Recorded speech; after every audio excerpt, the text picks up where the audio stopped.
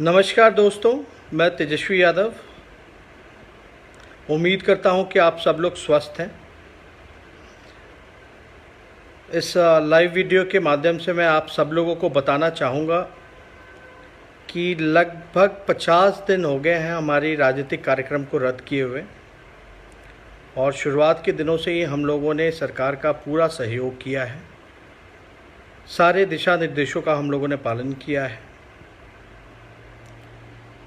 और इस दुख की घड़ी में जो सबसे ज़्यादा हम लोगों की चिंता थी और जो मांगे थी सरकार से, वो ये थी कि लगभग 25 लाख जो बिहार के लोग, बिहार से बाहर जो फंसे हुए हैं, जो श्रमवीर हैं, जो प्रवासी मजदूर गरीब भाई हैं बिहार के, वो फंसे हुए थे। उनकी मांग थी कि वो बिहार वापस आ सकें, अपने परिवार के साथ रह सकें, क्योंकि खाने का ठिकाना नहीं है, काम नहीं है, लॉकडाउन है। और लगातार 35 दिनों से हम लोगों ने सरकार से गुहार किया। हमने हाथ जोड़ करके विनती भी की बिहार सरकार से कि अगर दूसरे राज्य यूपी, महाराष्ट्र या और राज्य के लोग अपने प्रदेशवासियों को वापस अपने राज्य ला सकते हैं तो बिहार सरकार क्यों नहीं ला सकती। लगातार 35 दिनों से, और ऐसा लग नहीं रहा था कि सरकार जो है इच्छुक है उन सभी, चाहे छात्र हों जो कोटा में फंसे हुए हों या हमारे प्रवासी जो मजदूर हैं, उनको वापस ला सकें। ऐसा लग नहीं रहा था कि वो लाना चाहती हैं। लगातार हम लोगों ने विनती की, और हम लोगों ने ये फैसला लिया, हमारी पार्टी ने, कि 1 तारीख जो अंतर्राष्ट्रीय मजदूर दिवस जो मनाया जाता है, 1 तारीख यानी शुक्रवार, हम लोग जो हैं सांकेतिक रूप से उपवास करेंगे और सरकार पे दबाव बनाएंगे। आज ही इसकी सूचना हम लोगों ने पब्लिक डोमेन में भी देने का काम किया, और मुझे खुशी है कि हमारे दबाव के कारण, लगातार हम सब लोगों के संघर्ष के कारण सरकार को जो है बात और हमारी मांग को मानना पड़ा।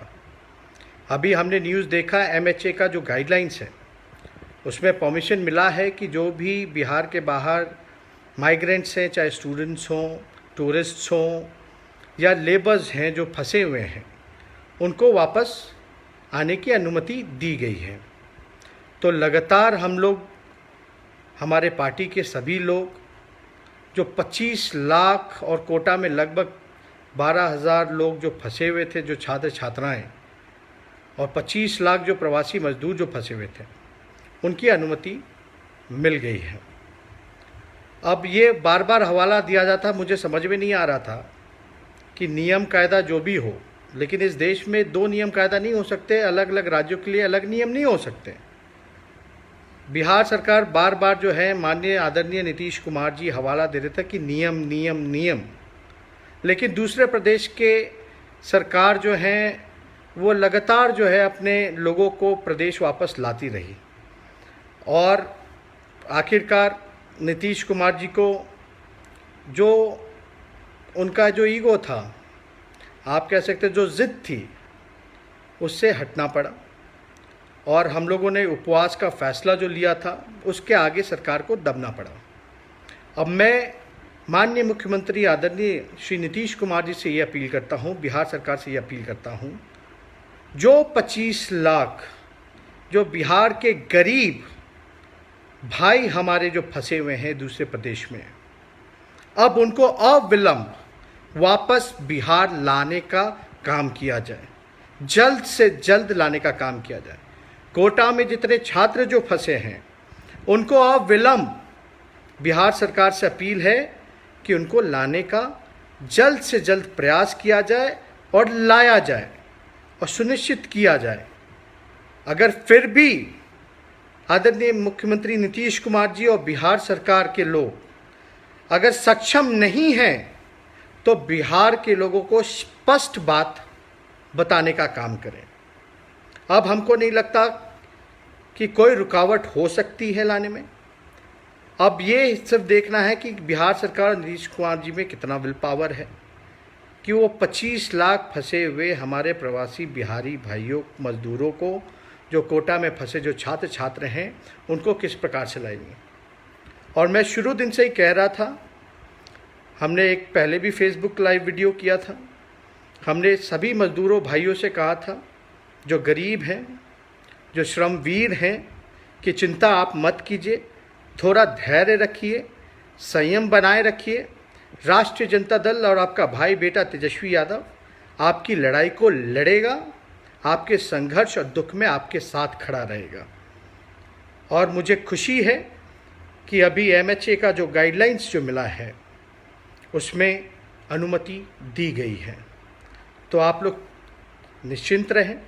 लगातार हम और हमारी पार्टी, हमारे विधायक, हमारे MP, हमारे जितने भी दूसरे प्रदेश के पदाधिकारी हैं, नेता हैं, कार्यकर्ता हैं, वो लगातार मजदूर भाइयों के पास राशन जो कमी थी, जो भूखे थे, उन तक जो राशन पहुंचाने का काम किया, उन सभी लोगों को धन्यवाद देते हैं।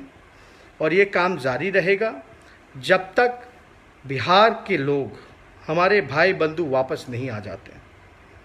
और ये मैं बार बार कह रहा हूँ कि हम राजनीति नहीं कर रहे, लेकिन एक सवाल बार बार खड़ा होता था कि दूसरे प्रदेश के लोग जो हैं, लॉकडाउन में भी दूसरी सरकार जो है अपने लोगों को लेकर के गई, तो बिहार सरकार की आखिर ऐसी कौन सी मजबूरी है कि वो नहीं ला पाए। इसलिए ये राष्ट्रीय जनता दल और सभी लोगों ने जो उसमें सहयोग किया, सरकार पे दबाव डाला, इसके लिए हम सभी लोगों को धन्यवाद देते हैं।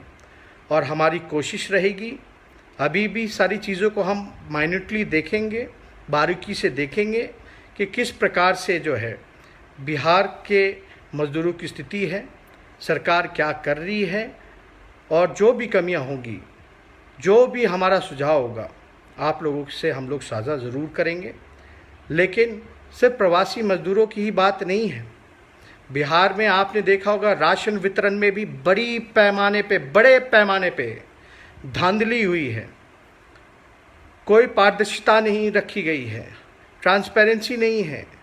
रामविलास पासवान जी कुछ कहते हैं और बिहार सरकार जो है कुछ और डाटा देती है, डोर टू डोर स्क्रीनिंग की बात कर रही है। लेकिन हम सब लोगों को ये पता है कि बिहार की स्थिति वाकई में कोरोना के समय क्या है। ये केवल डेटा जो दिया जा रहा है बिहार सरकार द्वारा, ये केवल आई वॉश कराने के लिए है, आई वॉश कराया जा रहा है। और बहुत दुख होता है, हमने कई एक आध वीडियोस देखे जहां काफ़ी मजदूर जो प्रवासी जो लोग हैं वो गुस्से में हैं। लेकिन समय ठीक है, गाइडलाइंस का जो अभी अनुमति मिली है, अब बस ये देखना है कि बिहार सरकार 25 लाख मजदूरों को लाने में सक्षम है कि नहीं है। मैं अभी भी सरकार से फिर दोहरा रहा हूँ, अगर सक्षम नहीं है तो साफ साफ जो है आप बताएं, कब तक लाइएगा, क्या व्यवस्था कीजिएगा, किस प्रकार से जो है हेल्थ इंफ्रास्ट्रक्चर बिहार में जो पूरी तरीके से मर्माहत स्थिति में आ गई है, जिस हिसाब से वसूली, रंगदारी लॉकडाउन के नाम पे हो रहा है, बहुत ही दुखद है। लोग पहले से ही पीड़ा में हैं और भी जुल्म हो रहा है सरकार में। सरकार में जितने लोग जो अधिकारी पदाधिकारी जो बेईमान हैं, उनको ये सरकार के लोग प्रमोशन देने का काम कर रहे हैं। ये सारी घटनाएं हमने देखी है।